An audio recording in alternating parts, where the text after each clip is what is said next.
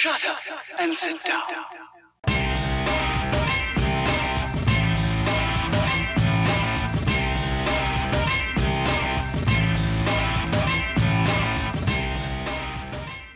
Hello, my name is Justin Adams, and welcome to Jay's Days.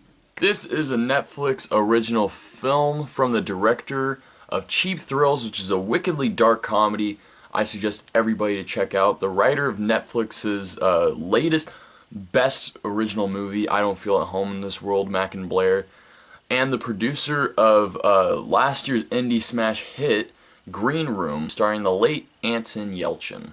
While their latest movie, Small Crimes, is not as crazy as those movies I just named off, it's still a pretty dark film. So what do you think, Joe? I don't think that's for me to say. Second chance. I mean, it's a nice idea, but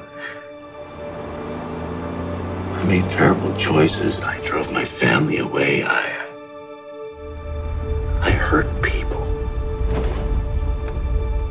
I can't do anything about before that's done. I can show people I've changed.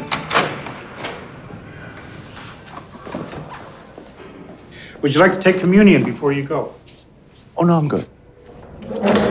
It stars Nicholas Costu-Wadu. I think I just really messed up your name. I butchered it completely.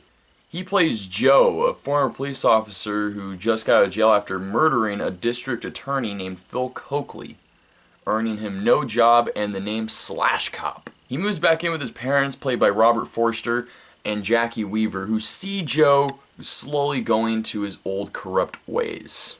Joe tries not so very hard to do good, but slowly finds himself going back into his old crime ways, with the help of his ex-partner played by Gary Cole.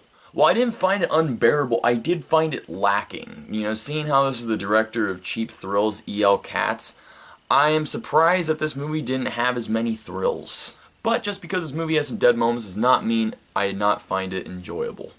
All the performances are amazing, especially the guy that plays Joe. While there were some scenes where he was speaking really low and I couldn't understand a word that he was saying, he was still likable and he had some good facial expressions and he played the role well with the material that he had. While I appreciated it, I know that most audiences, that at least the general audience, is not going to enjoy Small Crimes. It does get a little confusing and hard to follow, and that's because there's absolutely no exposition at all. We never really know what happened between Joe and the district attorney that he killed. Like sometimes it's talked about and sometimes we hear the story of what exactly happened, but we don't know whether anyone is saying is true or not.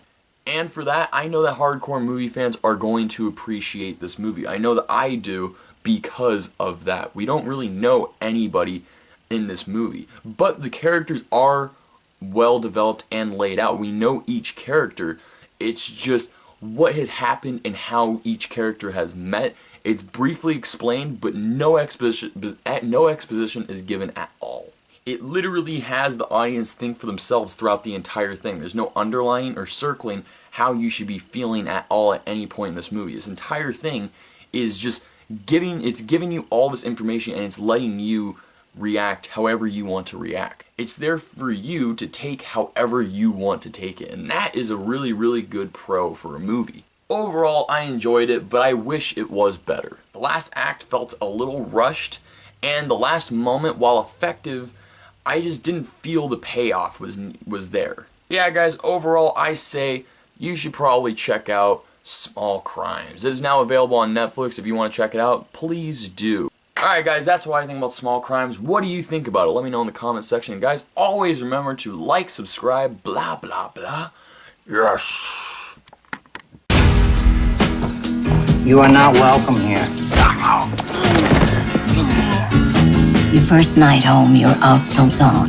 It's impossible to you that I might have changed. Have you changed?